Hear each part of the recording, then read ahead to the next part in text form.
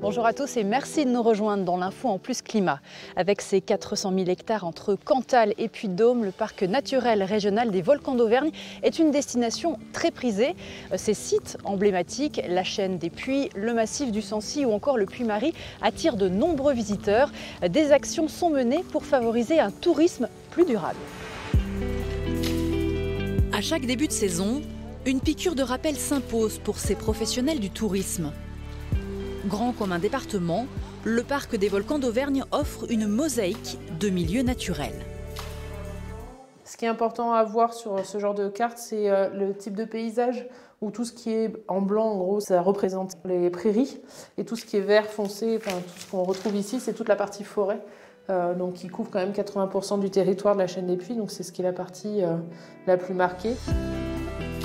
Après la théorie, la pratique sur le terrain. Cette formation est conduite par une garde nature. L'objectif est notamment de présenter la valeur ajoutée de certains sites. L'idée, c'est quand même que ça soit assez dynamique. La partie extérieure va être là aussi pour présenter un nouveau site qui est moins connu, parce qu'au final, on a 80 volcans sur le territoire de la chaîne des Puys. Sur les 80 volcans, on en connaît 3 principalement. Et puis les autres volcans ne sont pas tous ouverts à la fréquentation. D'autres le sont, mais on les connaît moins. On pratique moins bien, on ne pratique pas du tout en fait les activités sur le territoire. On va parler aussi bien des activités pédestres, VTT, équestres, motorisées aussi. Et puis tout ce qui est lié à la cueillette, à la balade en fait avec les chiens par exemple, parce qu'on traverse beaucoup d'estives.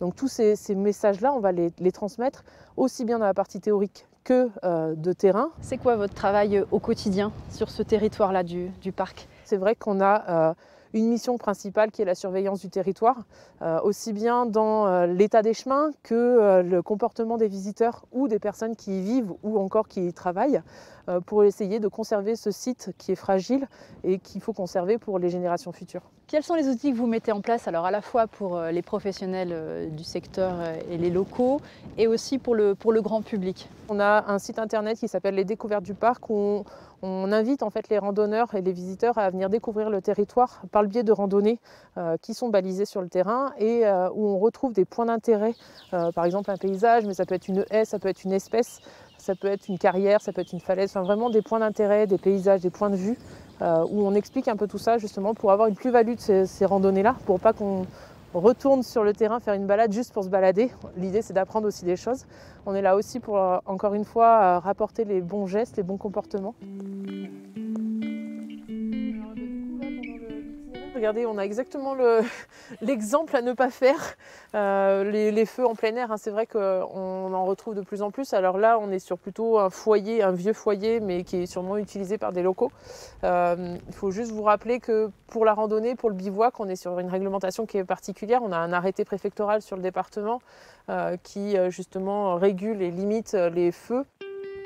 Rappeler aux touristes les bons gestes et les comportements à adopter en pleine nature est primordial.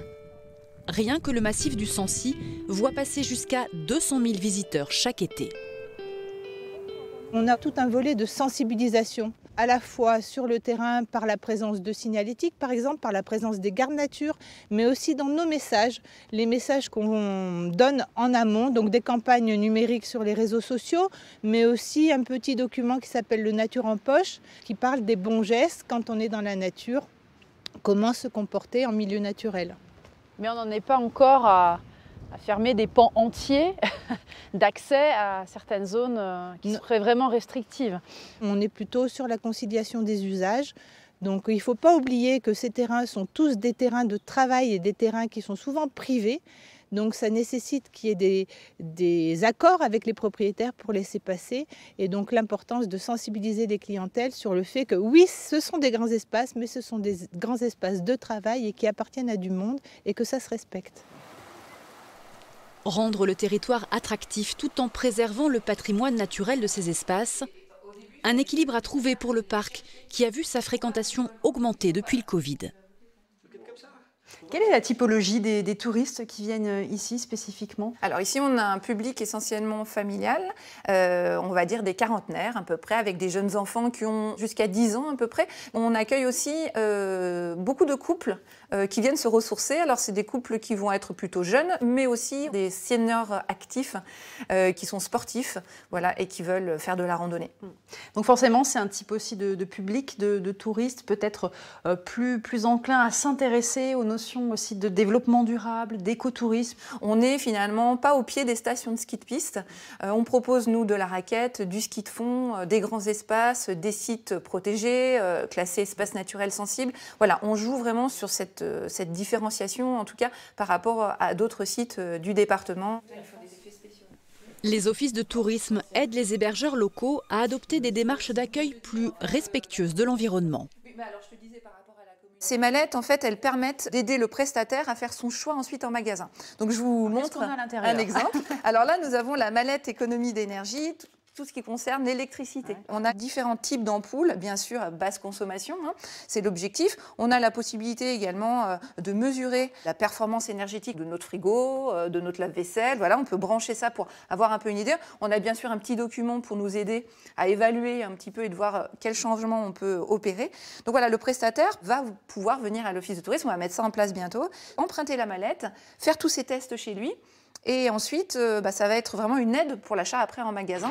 Et on a aussi une mallette propre à l'économie d'eau, avec des petits mousseurs qu'on peut adapter sur les robinets. Voilà, on peut mesurer vraiment le débit de sa douche, de ses robinets, pour voir si on est dans la norme ou si on peut gagner en efficacité. Ça commence à répondre à une demande. On sent des prestataires qui sont très professionnels, qui savent se vendre et qui se tournent vers des labels plutôt éco-responsables. Voilà, il y a vraiment, en tout cas, on sent cette émergence. Des itinéraires à découvrir à pied ou à vélo sont proposés sur un site internet. Une sélection qui permet le pas de côté, hors des sentiers battus.